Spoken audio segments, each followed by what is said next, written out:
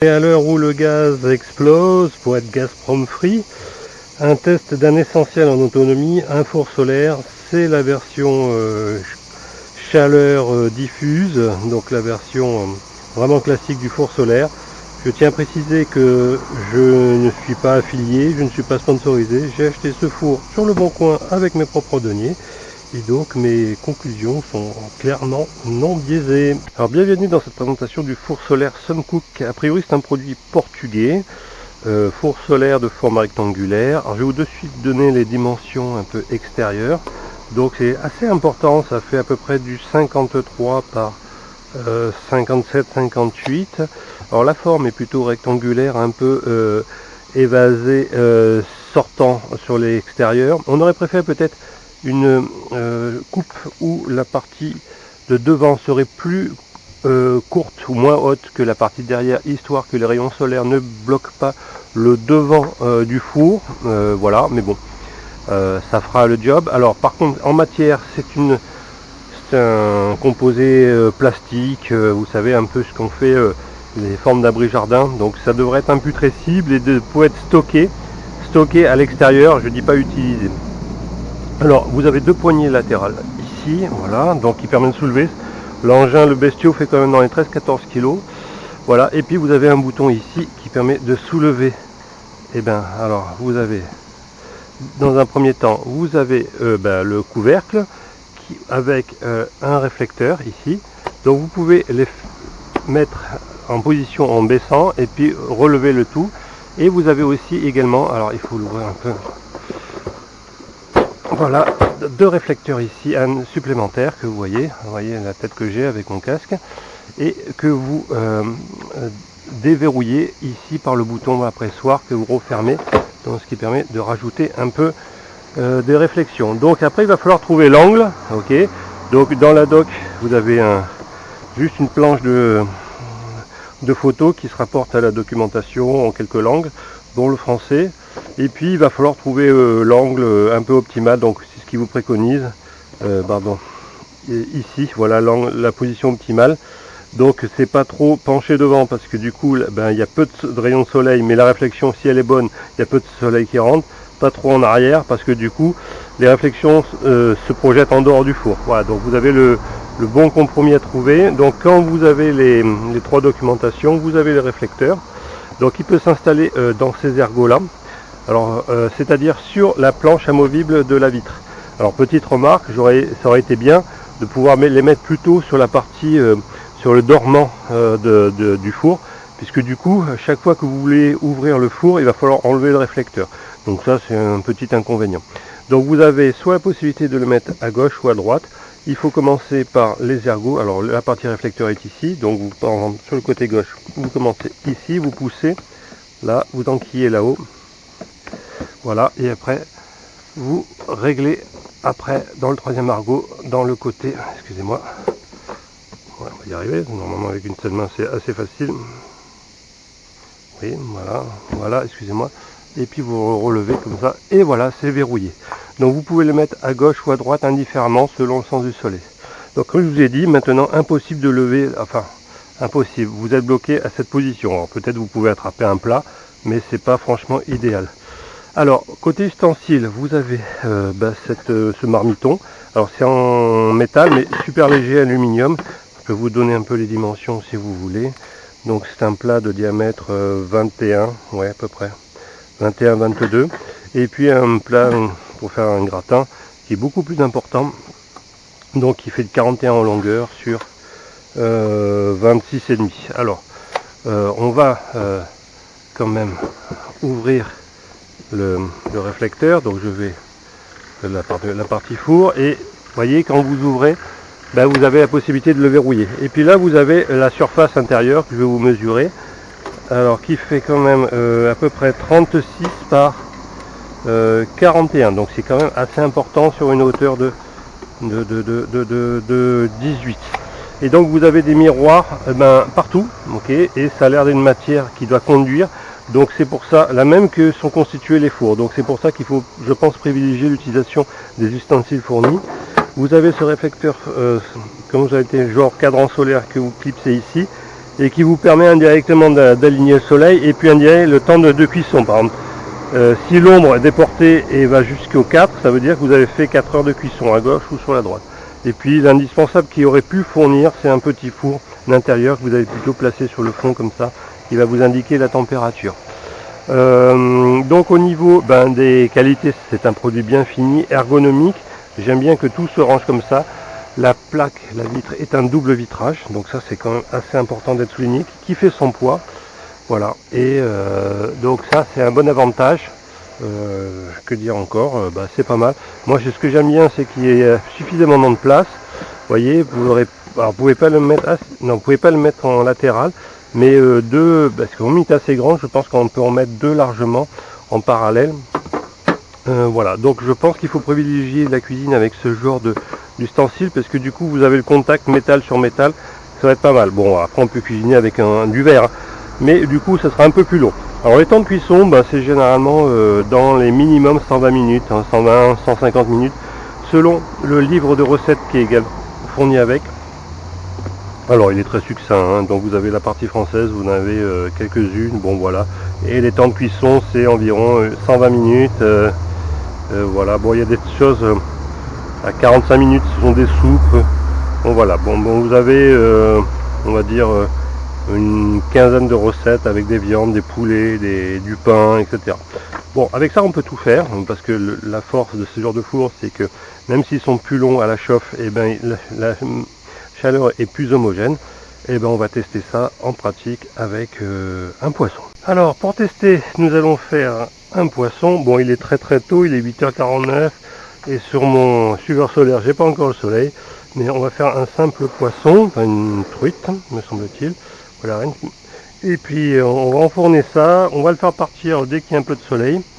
Et voilà, histoire qu'on ait quelque chose vers midi pour être sûr. Alors ça a été juste le poisson, pas les pommes de terre avec. C'est juste pour tester, mais c'est une belle pièce qui doit faire dans les 250 grammes. Alors pour tester le four, on va utiliser, vous savez, le suiveur solaire version 2.0 que j'avais fait. Je vous renvoie dans ma vidéo qui devrait être par là, ou par là, je sais pas.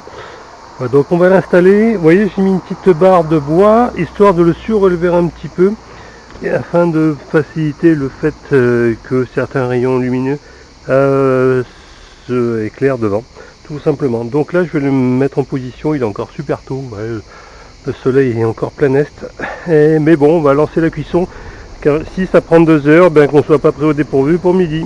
Bon, voilà, on va enfourner, entre guillemets. Alors ça, c'est le vieux matelas. Un petit gamin s'amuse à sauter dessus. Voilà, et puis on va enfourner. Voilà, plutôt par l'arrière. Hop, entre guillemets, pardon. Voilà. Donc, on va le centrer un peu quand même. Voilà. Histoire de. Alors, comme il y a la petite cale en bois, il se peut que ça glisse derrière avec l'huile. Bon, on va refermer tout ça. Alors, je vérifie que je n'ai rien oublié. Ouais, ça a l'air pas mal. Tout a l'air d'être éclairé. Donc, je pose ça là. Parce que là, je tiens la caméra. Voilà. On va commencer à refermer. Voilà. Alors, j'ai utilisé un miroir externe. Vous allez comprendre pourquoi. Et puis, alors, je vais essayer de mettre, mais ça va passer devant. Que je mette ça. Que je récupère les deux mains. Ma caméra est tellement vieille que je n'ai plus de batterie. Je suis obligé d'utiliser une powerbank pour l'alimenter. Voilà, on va mettre, comme je vous ai dit, le réflecteur. Alors je le mets côté est, évidemment, parce que le soleil est à l'est. Évidemment, si vous choisissez notre moment de la journée, vous le mettez ailleurs. Alors, les pans qui est là-haut, en bas, pardon. Alors pourquoi il vient pas? Voilà. Voilà, vous soulevez et normalement on y est bon. Alors maintenant il reste à ajuster l'angle. Donc là, comme je vous ai dit, c'est un peu trop important. Alors tiens, je vais allumer le tracker solaire en attendant. Voilà. Bon, il va se positionner à peu près là où il faut. Bon, enfin on va le laisser vivre sa vie. De toute façon, voilà. Et regardez, quand vous le mettez en parallèle, normalement vous devez voir, alors on va se mettre en mode pas loupe, alors attendez, ça c'est grossissant, ça c'est normal, donc là j'y suis pas du tout, donc je vais relever, et pour commencer à éclairer, alors vous pouvez voir commencer à éclairer avec le miroir d'origine l'objet en question, et puis voilà. Et puis là, vous mettez en parallèle, et voyez ici, j'espère que vous voyez la tâche, eh ben, c'est qu'on est plus ou moins pas mal. Alors peut-être on peut le rabaisser un tout petit peu. Voilà, là il se cale, hein, il se cale au soleil. Vous voyez, j'ai des... Voilà. Mais si vous le mettez trop bas, eh ben en fait, vous récupérez qu'une toute petite partie des rayons lumineux. Donc il y a un compromis à trouver. Alors on se met en parallèle, vous voyez la tâche où elle est à peu près? Bon, elle est pas mal. Et si je le baisse un plus, en fait, je vais avoir très peu de rayons lumineux. Donc je vais perdre en puissance. Il y a un compromis à trouver, comme toujours. Alors, on va regarder sur mon assistance ce que ça me dit. Ah, je patine un peu là. Alors, attendez. On va voir ce que ça donne. La roue a du mal à entraîner.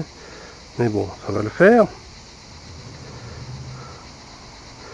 Alors on est sur le côté four, excusez-moi, le four il est là, je suis en quel mode?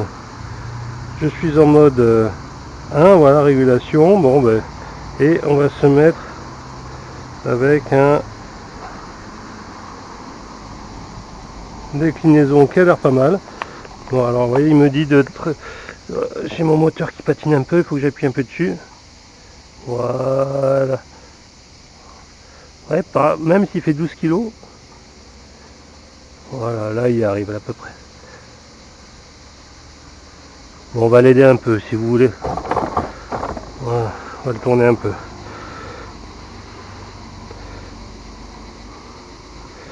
Voilà. Alors, et puis après on va se reprendre, on va monter en température. Mais écoutez, j'ai l'impression que là, oulala, ça commence à monter, hein. On est déjà pas loin des 50 degrés. Oui, il s'est calé en position, tranquillou, voilà. Ça y est, je suis parti, là je peux aller glander, je peux partir à la pêche. Alors quelle heure est-il, Madame Mertil? Il est 9h38.